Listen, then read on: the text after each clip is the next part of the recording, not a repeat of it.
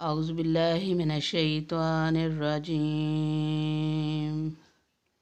سورۃ البقرہ، رکوع نمبر 32، اردو ترجمہ۔ بسم اللہ الرحمن الرحیم۔ الم تر الی الذین خرجوا من دیارہم وهم الوف حذر الموت فقال لهم اللہ موتوا ثم احیاهم ان اللہ لذو فضل علی الناس ولکن اکثر الناس لا یشکرون۔ کیا تم نے انہیں نہیں دیکھا جو ہزاروں کی تعداد میں تھے اور موت کے ڈر کے مارے اپنے گھروں سے نکل کھڑے ہوئے تھے؟ اللہ تعالیٰ نے انہیں فرمایا مر جاؤ، پھر انہیں زندہ کر دیا۔ بے شک اللہ تعالیٰ لوگوں پر بڑے فضل والا ہے، لیکن اکثر لوگ ناشکرے ہیں۔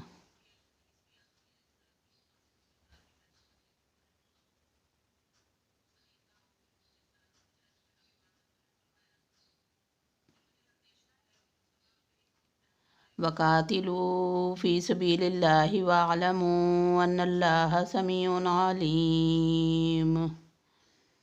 اور اللہ کی راہ میں جہاد کرو اور جان لو کہ اللہ تعالیٰ سنتا جانتا ہے۔ مَنْ ذَا الَّذِي يُقْرِضُ اللَّهَ قَرْضًا حَسَنًا فَيُضَاعِفَهُ لَهُ أَضْعَافًا كَثِيرَةً وَاللَّهُ يَقْبِضُ وَيَبْسُطُ وَإِلَيْهِ تُرْجَعُونَ۔ ایسا بھی کوئی ہے جو اللہ تعالیٰ کو اچھا قرض دے، پھر اللہ تعالیٰ اسے بڑھا چڑھا کر عطا فرمائے، اور اللہ ہی تنگی اور کشادگی کرتا ہے، اور تم سب اسی کی طرف لوٹائے جاؤ گے۔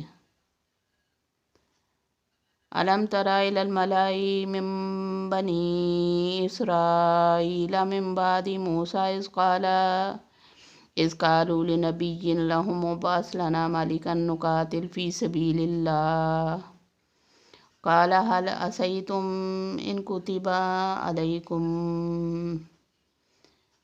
علیکم القتال ان لا تقاتلوا قالوا وما لنا ان لا نقاتل في سبيل الله وقد اخرجنا من ديارنا وابنائنا فلما كتب عليهم القتال تولوا الا قليلا منهم واللہ علیم بالظالمین۔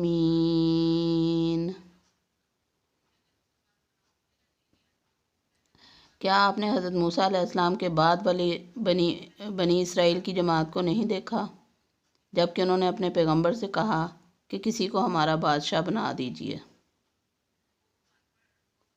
تاکہ ہم اللہ کی راہ میں جہاد کریں۔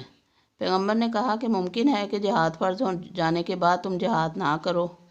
انہوں نے کہا بھلا ہم اللہ کی راہ میں جہاد کیوں نہ کریں گے، اور ہم تو اپنے گھروں سے اجاڑے گئے ہیں اور بچوں سے دور کر دیے گئے ہیں۔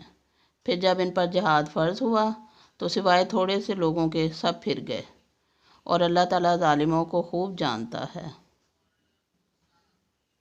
وَقَالَ لَهُمْ نَبِيُّهُمْ إِنَّ اللَّهَ قَدْ بَعَثَ لَكُمْ طَالُوتَ مَلِكًا قالوا أَنَّىٰ يَكُونُ لَهُ الْمُلْكُ عَلَيْنَا وَنَحْنُ أَحَقُّ بِالْمُلْكِ مِنْهُ وَلَمْ يُؤْتِ سَعَةً مِنَ الْمَالِ قَالَ إِنَّ اللَّهَ اصْطَفَاهُ عَلَيْكُمْ وَزَادَهُ بَسْطَةً فِي الْعِلْمِ وَالْجِسْمِ وَاللَّهُ يُؤْتِي مُلْكَهُ مَن يَشَاءُ وَاللَّهُ وَاسِعٌ عَلِيمٌ۔ اور انہیں ان کے نبی نے فرمایا کہ اللہ تعالیٰ نے طالوت کو تمہارا بادشاہ بنا دیا ہے، تو کہنے لگے بھلا اس کی ہم پر حکومت کیسے ہو سکتی ہے؟ اس سے تو بہت زیادہ حقدار بادشاہت کے ہم ہیں، اور اس کو تو مالی کشادگی بھی نہیں دی گئی۔ نبی نے فرمایا سنو، اللہ تعالیٰ نے اسی کو تم پر برگزیدہ کیا ہے، اور انہیں علمی اور جسمانی برتری بھی عطا فرمائی ہے۔ بات یہ ہے کہ اللہ جسے چاہے اپنا ملک دے۔ اللہ تعالیٰ کشادگی والا اور علم والا ہے۔ وَقَالَ لَهُمْ نَبِيُّهُمْ إِنَّ آيَاتَ مُلْكِهِ أَنْ يَأْتِيَكُمُ التَّابُوتُ فِيهِ سَكِينَةٌ مِّن رَّبِّكُمْ وَبَقِيَّةٌ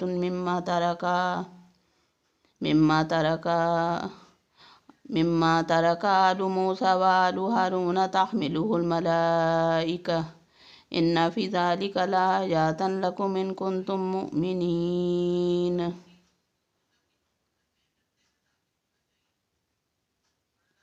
اور ان کے نبی نے انہیں پھر کہا کہ اس کی بادشاہت کی ظاہری نشانی یہ ہے کہ تمہارے پاس وہ صندوق آ جائے گا جس میں تمہارے رب کی طرف سے دل جمعی ہے، اور آل موسیٰ اور آل ہارون کا بقیہ ترکہ ہے، فرشتے اسے اٹھا کر لائیں گے۔